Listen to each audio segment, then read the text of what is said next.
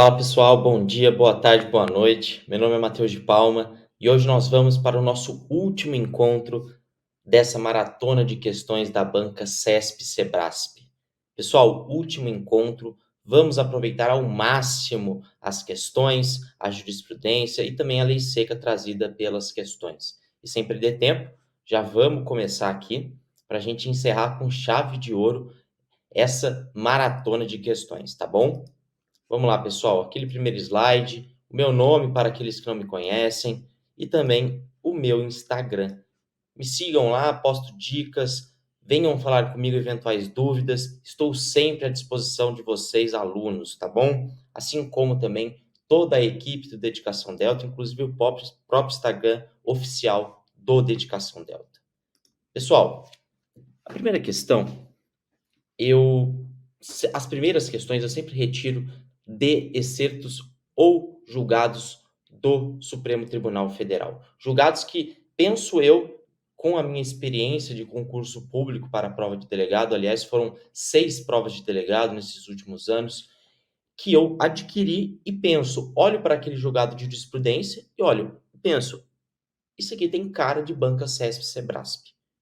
A gente precisa adquirir essa malícia, essa safadeza, vamos colocar assim, de olhar determinado dispositivo legal, determinado julgado do Supremo ou do STJ, ou determinada passagem doutrinária, e entender que o examinador, se colocar no lugar do examinador, entender que aquele é um tema quente para ser cobrado nas provas de delegado, tá bom? E é isso mais ou menos que eu tento trazer para vocês. As 6 primeiras questões, elas são autorais e as outras 2 questões são de múltipla escolha. As 6 primeiras, certo ou errado, aquele temido modelo CESP, e as 2 últimas são aqueles padrões que a gente já está acostumado, tá bom? Pessoal, as 2 primeiras questões que a gente vem tratar aqui, vem a tratar de candidatura nata. Candidatura nata. Pessoal, é por isso que eu quero aqui com vocês hoje, eu quero nesse primeiro momento, eu vou ler as 2 alternativas, daí a gente vai discutir um pouco o tema, a gente vai tratar, porque uma sozinha, uma separada da outra, perde um pouco do sentido. Olha a alternativa número 1, certo ou errado, de minha autoria, de algum julgado do STF.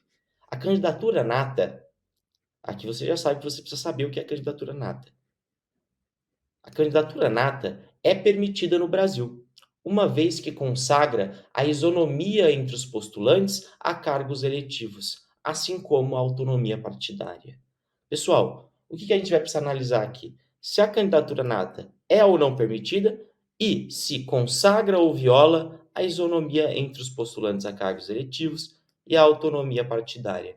E olha o segundo questionamento que eu trouxe aqui para vocês. A candidatura nata é o direito potestativo. O que é isso?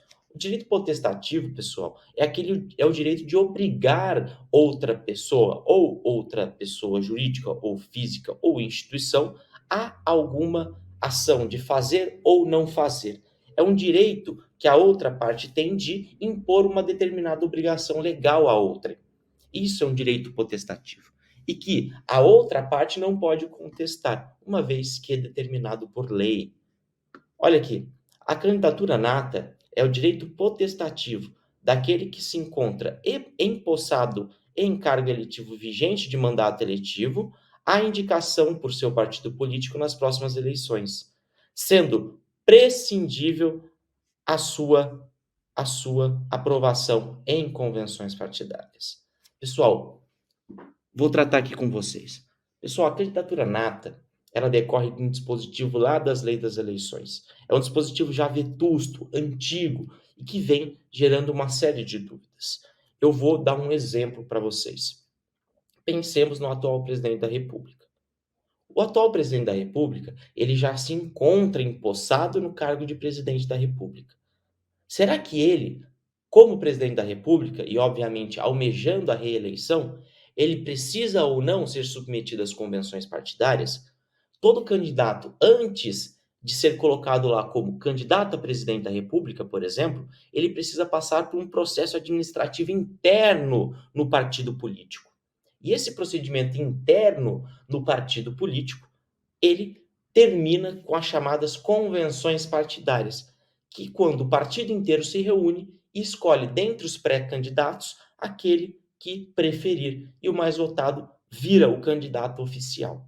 O que a candidatura nata impõe? A candidatura nata, ela impõe que, se, por exemplo, o presidente da República ele já estiver empossado no cargo, ele tem o direito de obrigar o partido político a colocar ele como candidato oficial. Ele não precisa passar por esse procedimento interno do partido político até as convenções partidárias como pré-candidato e ser escolhido como candidato oficial, pessoal. Então, quando você diz que a candidatura nata é o direito potestativo daquele que se encontra empossado em cargo eletivo, vigente de mandato eletivo, a indicação por seu partido nas próximas eleições, sendo prescindível, dispensado a sua aprovação em convenções partidárias, você tem o conceito correto de candidatura nata. Então, pessoal, essa alternativa número 2, ela está correta, uma vez que a candidatura nata é o direito que aquele que já se encontra empossado em cargo em mandato eletivo vigente de impor ao partido político a sua nomeação como próximo candidato oficial, dispensando-se as chamadas convenções partidárias, o processo administrativo interno do partido político. Safo, beleza? E o que o Supremo decidiu? A candidatura nata, ela é ou não é permitida no Brasil? Esse foi o entendimento do STF, ou melhor, o entendimento do STF, ele se baliza nessa pergunta, nesse questionamento. É ou não é permitida no Brasil? E eu já pontuo para vocês, o que já torna a nossa assertiva número 1 errada.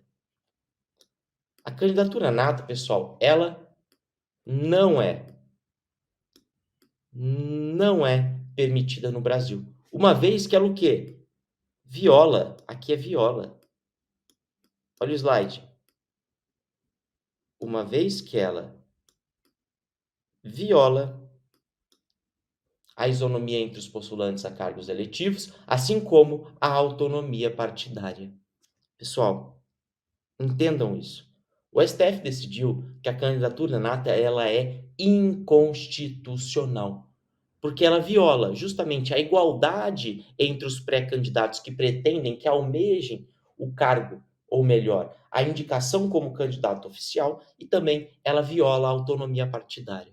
A Constituição garantiu aos partidos políticos, deixando de lado aquele modelo da época da Revolução Militar de 64 a 80 e poucos, deixou de lado aquilo e consagrou a autonomia partidária, pluralidade de partidos políticos, e cada partido político rege-se conforme quiser, dentro das balizas legais, sem interferência estatal de maneira direta. E por isso que a candidatura nata viola essa chamada autonomia partidária. Pessoal, esse julgado ele é importante. Tenham isso em mente. É um julgado quente do STF que eu entendo que possa ser cobrado em provas de direito constitucional, especialmente CESP e Sebrasp, que adoram um julgado de informativo do STF. O próximo slide aqui, ó, gente. Eu vou me tirar da tela para deixar mais claro para vocês. Olha aqui. Eu trouxe aqui praticamente o julgado quase inteiro. Eu acho que não compensa a leitura dele inteiro, mas eu vou ler ao menos os pontos grifados. O julgado é um tanto quanto recente, menos de um ano. Olha aqui, 18/2/2021. Olha aqui, o artigo 8º, parágrafo 1º da Lei 9.504, é a chamada Lei de Eleições, consagra a chamada candidatura nata. Ó, candidatura nata de detentores de mandato eletivo. Indicação independente de convenção partidária. Violação do artigo 17, parágrafo 1º da Constituição Federal, que é a chamada autonomia partidária. A candidatura nata, prevista no artigo 8º, parágrafo 1º da Lei das Eleições, é incompatível com a Constituição Federal, tanto por violar a isonomia entre os postulantes a cargos eletivos, quanto por atingir o âmago, ou seja, a essência, né, aqui o ponto central, o âmago, da autonomia partidária. Olha aqui, a criação deste instituto ocorreu nos anos 70 e teve nítido propósito de proteger os titulares de mandatos parlamentares contra rivalidades internas em seus partidos políticos, fomentadas por agentes externos. Porquanto, à época, as agremiações estavam sujeitas a fortes e súbitas intervenções estatais. Lembre-se que eu disse para vocês que os partidos políticos, eles devem, ou melhor, estar nos padrões exigidos pela lei, mas não pode haver uma intervenção direta estatal. Olha aqui, em contexto de ampla liberdade de funcionamento dos partidos, como instaurado a partir de 88 com a Constituição, esse mecanismo deixou de ser compatível com a autonomia interna dos partidos. A imunização pura e simples do detentor de mandato eletivo contra a vontade colegiada do partido representa privilégio injustificado, que contribui tão só para a perpetuação de ocupantes de cargos eletivos em detrimento de outros pré-candidatos.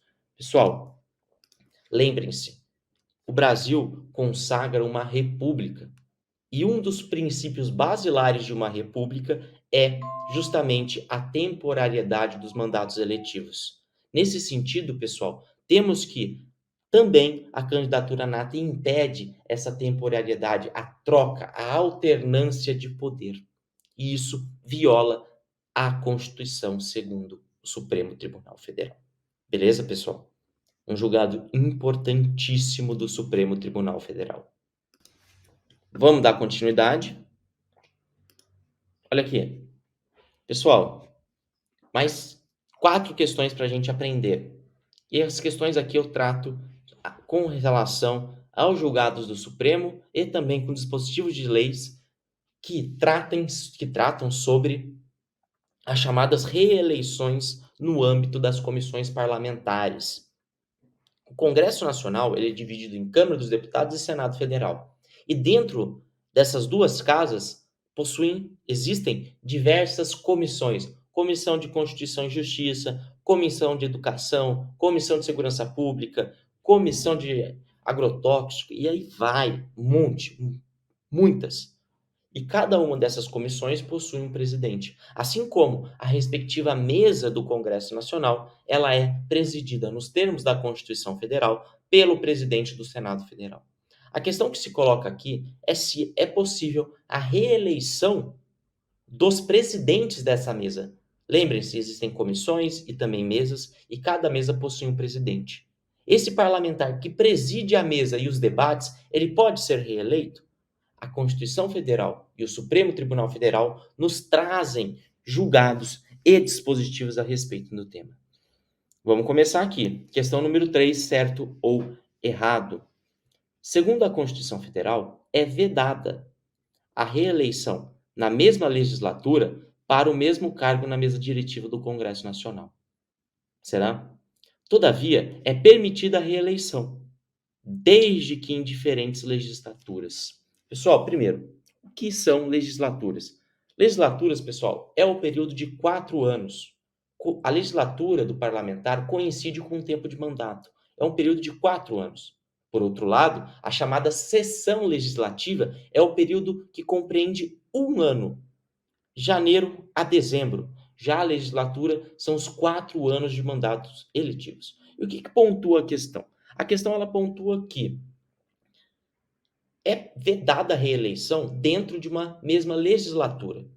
Cada mesa do Congresso Nacional tem um mandato de 2 anos. Então, dentro de um período de 4 anos do mandato eletivo, não pode haver a reeleição dos presidentes das mesas. Mas, fora dessa legislatura, por exemplo, nos 2 últimos anos do mandato e nos 2 anos iniciais do próximo mandato, é permitida.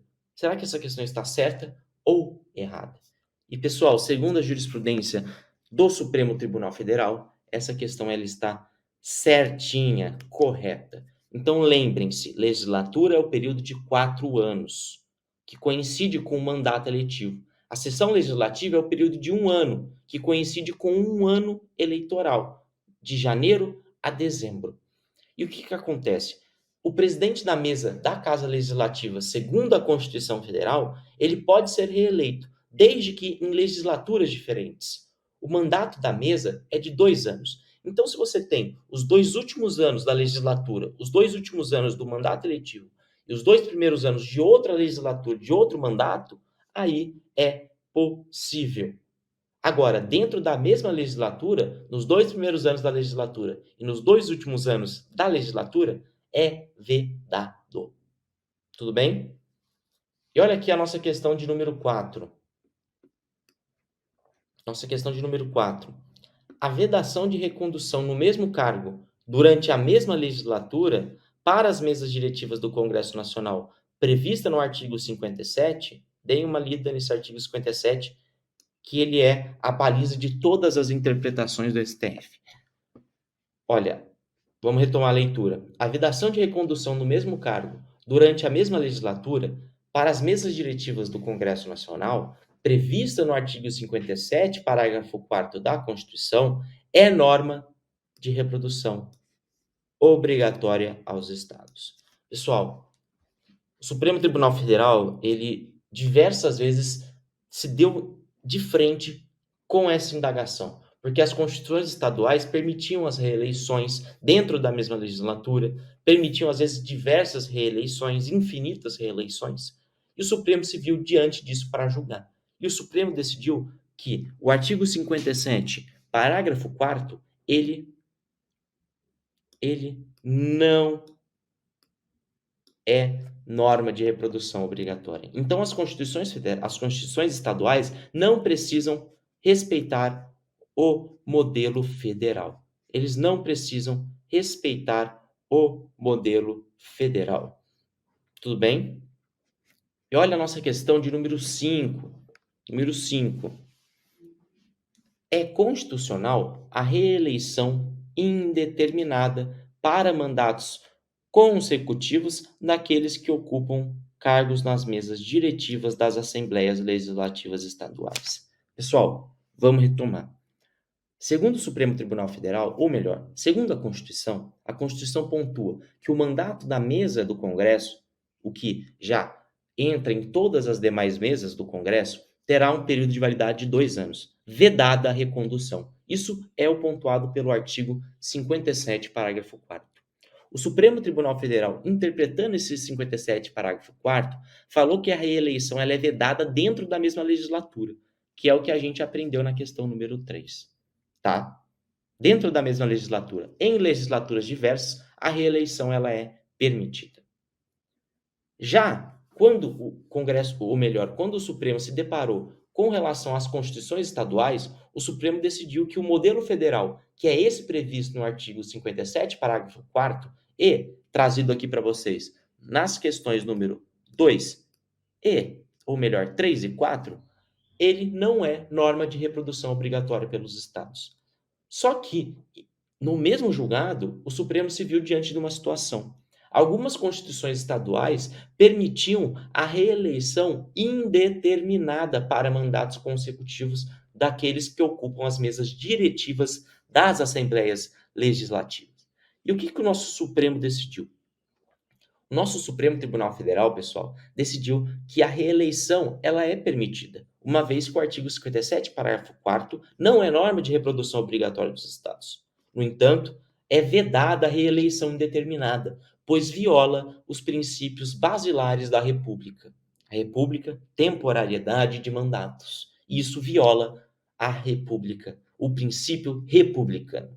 Então, a questão de número 5, pessoal, ela está errada, uma vez que é inconstitucional a reeleição indeterminada para mandatos consecutivos, isso é importante, não é se for mandato esparso, que pula, aí é possível, mas mandatos consecutivos é vedada a reeleição indeterminada. Tudo bem? E olha a nossa questão de número 6, a última das questões certo e errado. Segundo o Supremo, tratando-se de reeleição no âmbito das mesas diretivas das Assembleias Legislativas, estas são limitadas a uma única recondução. Pessoal, isso aqui, se vocês prestaram bem atenção, ela está errada. Por quê? A questão de número 6, ela decorre justamente da questão de número 4. Como o modelo federal do 57, parágrafo 4º, que veda a reeleição das mesas legislativas do Congresso Nacional, não é norma de reprodução obrigatória. E, por isso, as reeleições nos âmbitos das mesas diretivas, das assembleias legislativas dos estados, não estão. Aqui a gente faltou um nãozinho bem pequenininho. Não estão limitadas a uma única recondução. Tudo bem, pessoal? Entenderam? Uma questão aqui, vocês perceberam. Olha quantos julgados e teses e dispositivos legais a gente tratou só nessas 4 questões. E aqui eu trouxe para vocês os dispositivos legais. Olha o artigo 57, parágrafo 4º. Cada uma das casas do Congresso Nacional reunir-se-á em sessões preparatórias. Gravem o que é uma sessão preparatória. Isso é pergunta de prova oral. E se vocês, com certeza, enfrentarem uma prova oral na vida, provavelmente vão ser perguntados sobre isso. Candidato, o que são sessões preparatórias? Olha, as sessões preparatórias elas ocorrem de 1º de fevereiro, no primeiro ano da legislatura, para a posse de seus membros e eleições das respectivas mesas. E essas mesas têm um mandato de 2 anos, vedada a recondução no mesmo cargo na eleição imediatamente subsequente. Lembre-se que eu disse para vocês que a Constituição Federal, olha aqui, CF pontua isso. Só que a jurisprudência do Supremo entendeu que, olha aqui, que a regra do 57, parágrafo 4º, não representa concretização do princípio republicano, razão pela qual não constitui norma de reprodução obrigatória pelos Estados. Por conseguinte, os Estados-membros não estão obrigados a vedar a reeleição dos membros da mesa diretora da respectiva Casa Legislativa, tal como a Constituição Federal faz em relação ao Congresso Nacional. Então, pessoal, a gente tem um dispositivo constitucional vedando a reeleição das mesas legislativas no âmbito do Congresso Nacional. Isso não é necessariamente imposto às assembleias legislativas dos estados, uma vez que o artigo 57, parágrafo 4º da Constituição, não é norma de reprodução obrigatória dos estados. E olha aqui, pessoal, para a gente terminar. O mesmo julgado, olha aqui, 24/9, 24/9, olha aqui as ADIs que foram julgadas, aqui também. E no mesmo julgado, o ministro Barroso pontua. Por outro lado, a possibilidade de reeleição ad aeternum, ou seja, indeterminada para sempre, dos dirigentes do Poder Legislativo Estadual é incompatível com os princípios democrático e republicano. Referendo da medida cautelar convertida em julgamento de mérito. Pedido julgado parcialmente procedente, para fixar interpretação conforme a Constituição dos dispositivos impugnados, de forma a permitir apenas uma reeleição dos membros da mesa diretora da Assembleia Legislativa do Estado de Alagoas para os mesmos cargos que ocupam. Tá bom? Olha aqui, fixação das seguintes teses de julgamento. Olha as teses. O artigo 57, parágrafo 4º, não é norma de reprodução obrigatória por parte dos Estados-membros. E também a segunda tese é inconstitucional a reeleição em número ilimitado para mandatos consecutivos dos membros das mesas diretoras das assembleias legislativas estaduais para os mesmos cargos que ocupam, sendo-lhe permitida uma única recondução. Pessoal, entenderam a questão? A questão aqui ela é muito complexa. Por isso eu peço para vocês encarecidamente, tenham cuidado com essas questões. Analisem, vejam, leem sempre. Esses julgados eles são importantíssimos. Ainda mais tratando-se de bancas CESP e SEBRASP. Tudo bem? Vamos dar continuidade aqui. A gente tem ainda bastante conteúdo pela frente. E olha aqui. Polícia Civil do Maranhão 2018. CESP-SEBRASP. Essa questão ela está adaptada, tá? Ela era uma questão de múltipla escolha em que falava assim, mais ou menos, né? Vocês conhecem esse tipo de questão. Estão corretas o item 2, 3, o item 1, 4. E aí você assinalava A, B, C, D ou E qual era a certa. Aqui eu adaptei a questão para a gente estudar tão somente as teses trazidas pela banca CESP-CEBRASP. E aqui vocês percebem que a gente vai tratar de técnicas de interpretação constitucional. Técnicas de interpretação constitucional. Vamos lá. Olha aqui, item 1. A técnica de interpretação conforme pode ser utilizada tanto no controle de constitucionalidade difuso quanto no abstrato. Pessoal, eu quero aqui falar com vocês primeiro o que é a técnica de interpretação conforme a Constituição. A técnica de interpretação conforme a Constituição é uma espécie de decisão, julgamento do Supremo Tribunal Federal, a partir do qual a Corte decide que determinado dispositivo constitucional só pode ser considerado de acordo com a lei maior se ele for interpretado dessa e desta forma. O Supremo Tribunal Federal, ele impõe aos órgãos do Poder Judiciário e da administração pública, direta e indireta, uma interpretação, sob pena de que, se desviando dessa interpretação, nós teremos uma norma inconstitucional. Sussa. E a primeira indagação que fazemos: essa técnica de interpretação conforme a Constituição é permitida no controle difuso? E eu já vos digo que sim, correto. É permitido no controle difuso. E é permitido no controle abstrato, concentrado? Pessoal, óbvio que sim.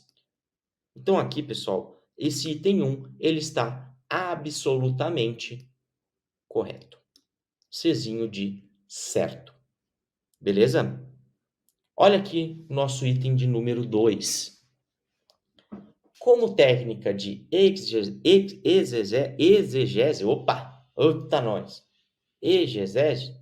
olha, não consigo falar, pessoal, trava-língua, né? A interpretação conforme impõe a decretação da inconstitucionalidade da norma, atendendo à vontade do legislador. Pessoal, vocês perceberam o conceito de interpretação conforme? Ou seja, é a imposição do Supremo de que os órgãos do Poder Judiciário e da administração direta e indireta sigam determinada interpretação pautada pela própria Corte, sob pena de inconstitucionalidade. O Supremo impõe uma interpretação, mas o Supremo em nenhum momento decreta a inconstitucionalidade da norma. A inconstitucionalidade da norma, pessoal, ela não é decretada pelo Supremo. Na verdade, o Supremo fala: essa norma é constitucional, se ela for interpretada desse jeito. Então, você não tem decretação de inconstitucionalidade nenhuma. Então, a interpretação conforme a Constituição, ela não decreta a inconstitucionalidade da norma. Não decreta a inconstitucionalidade da norma. Por isso, esse item de número 2 está errado. Errado. Tá bom? Primeiro, vamos lembrar aqui das teses. O conceito de interpretação conforme. 2. A interpretação conforme é permitida tanto no controle difuso quanto no controle concentrado e abstrato. 3. A interpretação conforme a Constituição não decreta a inconstitucionalidade da norma, mas sim a constitucionalidade dela, se interpretada desta ou daquela forma. Imposta pelo Supremo. Desta ou aquela forma, interpretação imposta pelo Supremo. Beleza? Olha o nosso item de número 3. A interpretação constitucional segue os mesmos cânones, os mesmos métodos, mecanismos hermenêuticos da interpretação das demais normas jurídicas. Pessoal, corretíssimo. Num primeiro momento, pessoal, nós devemos ter em mente que a interpretação constitucional, ela utiliza-se dos mesmos métodos de interpretação das demais normas jurídicas. O método teleológico, o método histórico, sociológico, doutrinário, jurisprudencial, autêntico, declaratório, restritivo, mais abrangente. Os mesmos métodos que a gente estuda lá no nosso primeiro ano de faculdade, na matéria de IED, Introdução ao Estudo do Direito, para alguns TGP, Teoria Geral Teoria Geral do Direito. Então, pessoal, devemos ter em mente que, num primeiro momento, A Constituição, ela é interpretada utilizando-se dos mesmos métodos de interpretação, de hermenêutica, das demais normas infraconstitucionais.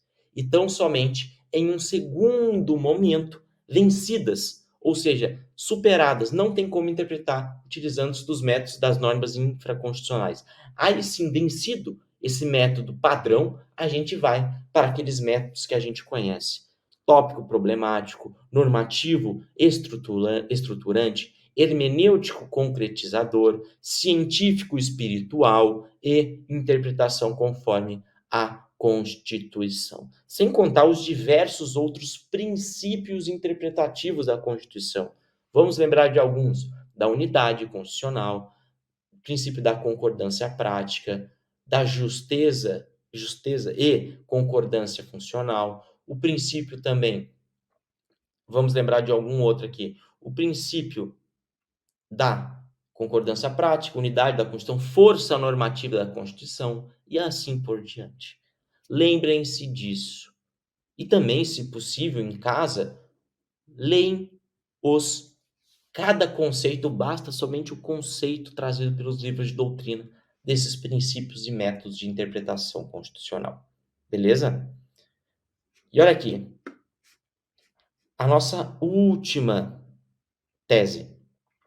A declaração de nulidade sem redução de texto gera o vício de inconstitucionalidade na norma e o seu afastamento do mundo jurídico. Pessoal, já pontuo. Errado, nojento, feia essa questão. A declaração de nulidade sem redução do texto, olha, não tem redução do texto, não gera o vício de inconstitucionalidade da norma. Você não tem redução de texto nenhum. E tampouco esse texto constitucional ele é afastado do mundo jurídico. Entenderam? A declaração de nulidade sem redução do texto, pessoal, ela difere um pouco da interpretação conforme. Na verdade, essa declaração de nulidade sem redução do texto, ela impõe que uma determinada aplicação prática, concreta da norma, ela é inconstitucional. Então, por isso, essa norma constitucional, ela não pode ser aplicada nessa determinada situação, caso concreto, nesse determinado caso concreto, sob pena de inconstitucionalidade. Então, pessoal, percebam, não há inconstitucionalidade na norma, tampouco o seu afastamento. Na verdade, somente deixa-se de aplicar a norma em um determinado caso concreto. Safo. Gente, olha o quanto a gente aprendeu nesses 4 itens de questão da CESP e Sebrasp. Itens completamente com nenhuma relação entre si. Eu falo para vocês, CESP e Sebrasp odeia concurseiro. É a pior banca para a gente estudar, mas também, se vocês pegarem o feeling dela, é a banca que, se vocês fizerem uma prova boa, CESP e Sebrasp, todas as demais bancas vai ficar, ó, fichinha para vocês, tá bom? Pessoal, vamos já encaminhando aqui para a nossa última questão. E a nossa última questão é lá de Mato Grosso, estado aqui vizinho de Mato Grosso do Sul, Mato Grosso. E eu digo para vocês que esse ano aqui está incorreto. Salvo engano, eu acho que essa prova ela é de 2018, 2017. Me perdoem pelo erro, tá bom? Me perdoem aqui pelo erro deste professor.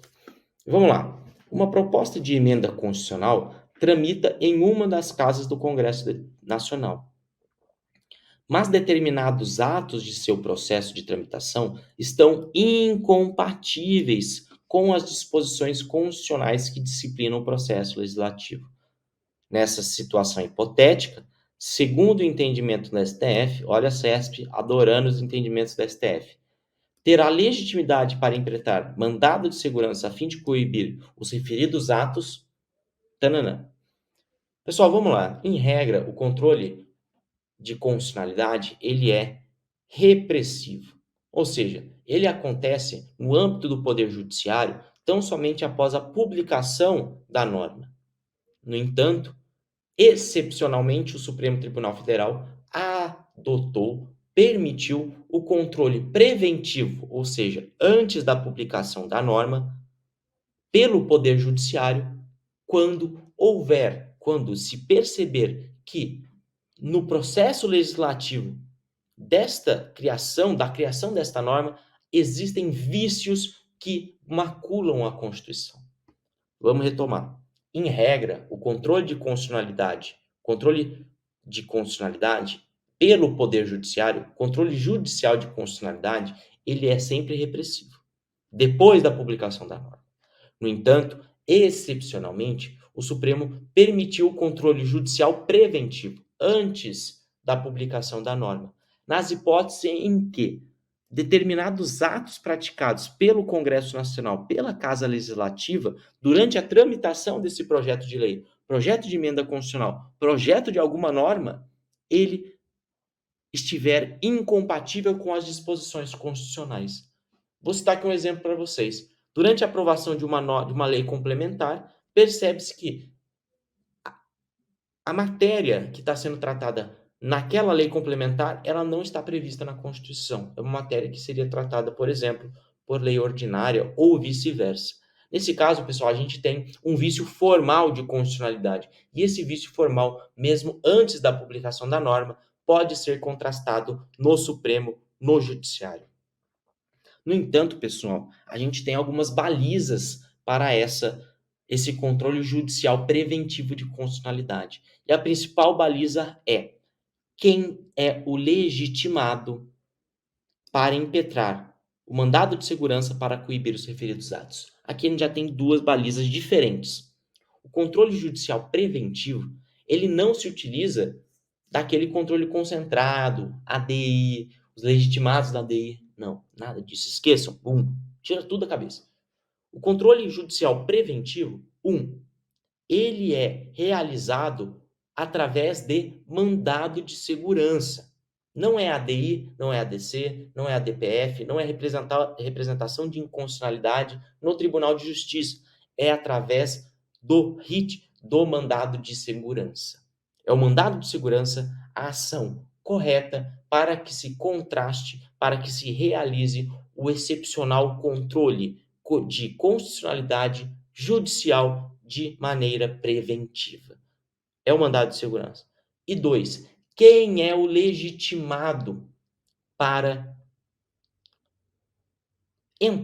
impetrar esse mandado de segurança? E aqui eu já pontuo para vocês. O legitimado, ele é o parlamentar federal. É o parlamentar federal. É o senador, é o deputado federal. E nos estados, de maneira analógica, é o deputado estadual. Não é o Procurador-Geral da República, o Conselho Federal da OAB, o governador, o presidente, entidade de classe de âmbito nacional, não é o partido político com representação no Congresso Nacional, é o parlamentar federal que encontra-se empossado no cargo parlamentar. Uma vez que, segundo o Supremo Tribunal Federal, se durante a tramitação de um projeto de lei você tem vícios de inconstitucionalidade formal com relação ao aspecto formal de processo legislativo, viola-se o direito líquido e certo, por isso mandado de segurança, o direito líquido e certo do parlamentar federal, somente ele, a um processo legislativo rígido, correto, balizado nas principais normas constitucionais do processo legislativo. Beleza, pessoal? Vamos dar uma retomada? Vamos lá. Vamos retomar aqui. Vou até me colocar na tela maior. Vamos dar uma retomada, pessoal. Primeiro, tenham em mente, em regra, o controle de constitucionalidade de maneira judicial, ele é sempre repressivo. Depois da publicação da norma. Tese 1. Anotem aí no caderno, tese 1. Tese número 2. Excepcionalmente, é permitido o controle de constitucionalidade judicial preventivo, antes da publicação da norma. Essa é a tese número 2. Agora, a tese de número 3. O controle judicial preventivo de constitucionalidade, ele é permitido nas hipóteses em que, durante a tramitação dessa norma do processo legislativo, você tem uma violação às normas constitucionais que tratam de processo legislativo. Você não pode, pessoal, tentar declarar de maneira preventiva judicialmente alguma inconstitucionalidade material. Ah, essa norma viola a cláusula pétrea tal. Não pode. Viola o direito fundamental tal. Não pode. O Supremo Tribunal Federal decidiu que, com relação a projetos de lei, tão somente inconstitucionalidades formais. Essa é a tese número 3. Tese número 4. A ação judicial para realizar o controle judicial preventivo é o mandado de segurança, uma vez que, havendo violação ao processo legislativo, viola-se o direito líquido e certo do parlamentar a um processo legislativo rígido e correto. E agora a nossa última tese, salvo engano, número 5, me corrija se estiver errado, que o único legitimado para que se contraste, para que se realize o controle judicial preventivo é o parlamentar federal. Pessoal, como eu sei que vocês são bons, vocês são alunos bons, eu vou trazer mais um julgado do STF. Tudo isso que eu acabei de falar para vocês, essas 5 teses, elas têm relação com projetos de lei que, durante a tramitação do processo legislativo, violem normas federais com relação ao processo legislativo. Mas a gente aqui dá um start. Aqui é a diferença também do Dedicação Delta para vocês. A gente vai trazer tudo, sem dó, sem dó. A gente vai aprender. Olha, tratando-se de processo legislativo de emendas constitucionais, o controle judicial preventivo é realizado pelo mandado de segurança. É do parlamentar federal a legitimidade desse mandado de segurança. Mas, quando trata-se de processo legislativo de emenda à Constituição, é permitido o controle judicial preventivo tanto com relação aos aspectos formais do processo legislativo, mas também com relação a eventuais inconstitucionalidades materiais, com relação a alguma violação de cláusulas pétreas. Então, pessoal, tenham isso em mente. Dois lados aqui. Projeto de lei. Projeto de lei. O controle judicial preventivo, ele é tão somente com relação aos aspectos formais da norma, do processo legislativo. Processo legislativo de emenda à Constituição. O controle judicial preventivo, ele ocorre tanto com relação à eventual violação formal ao processo legislativo, como também com relação a violações às cláusulas pétreas de inconstitucionalidade material. Entenderam? Pessoal, isso é muito importante. Isso é muito importante. Eu sei que tudo que eu dou aqui eu falo, isso é importante. Mas isso é complexo. Isso é complexo. Imagino vocês, às vezes, numa prova discursiva, para fazer uma redação, jogam tudo isso que eu falei para vocês. Às vezes, numa prova de X, cai uma questão dessa. Poucos alunos acertam. E vocês hoje vão acertar. Vocês vão ser aquele diferencial. Tá bom? E olha aqui. Para a gente já finalizar o nosso estudo de hoje. Olha aqui. Mandado de segurança. Controle preventivo de constitucionalidade material de projeto de lei. Inviabilidade. Olha aqui. Controle preventivo de constitucionalidade material de projeto de lei. Inviabilidade. Não se admite, no sistema brasileiro, o controle jurisdicional de constitucionalidade material de projetos de lei. Controle preventivo de normas em curso de formação. O que a jurisprudência do STF tem admitido como exceção é a legitimidade de quem? Olha aqui. De quem? Do parlamentar, e somente do parlamentar, para impetrar o quê? Mandado de segurança, com a finalidade de coibir atos praticados no processo de aprovação de lei ou emenda constitucional incompatíveis com disposições que disciplinam o processo legislativo. Nessas excepcionais situações em que o vício de inconstitucionalidade está diretamente relacionado a aspectos formais e procedimentais da atuação legislativa, a impetração de segurança é admissível, segundo a jurisprudência do STF, porque visa a corrigir vício já efetivamente concretizado no curso do processo de formação da norma, antes mesmo e independentemente de sua aprovação ou não. Relatoria do saudoso ministro Teori Zavascki. Tá bom? Pessoal, essa é a nossa aula de hoje. Se atendem principalmente com relação ao tema do controle judicial preventivo de constitucionalidade, que é a jurisprudência pura do STF, e também com relação aos julgados do STF com relação ao artigo 57, parágrafo 4º, que estão aqui no slide número 5, que serão disponibilizados a vocês. Tá bom? Pessoal, é isso. Eu quero agradecer imensamente cada um de vocês que acompanhou de maneira assídua essa maratona de questões da banca CESP-Sebrasp. E desde já eu me coloco à disposição de cada um de vocês. Me procurem no meu Instagram, me procurem também aqui no próprio YouTube. Eu tento responder devagarzinho cada um de vocês e contem com dedicação Delta até a aprovação de vocês.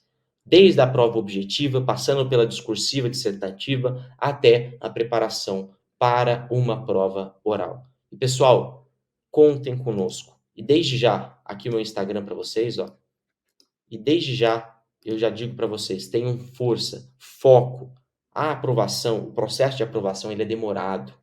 Muitas vezes, diversos percalços, problemas familiares, problemas amorosos, às vezes a vontade de se querer se libertar do mundo um tempo, mas tenham força.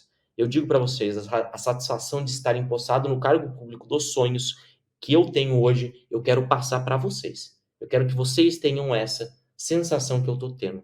E contem conosco. Contem comigo, Matheus de Palma, e com a Dedicação Delta. Tá bom, pessoal? E desde já, um bom dia, uma boa tarde e também uma boa noite.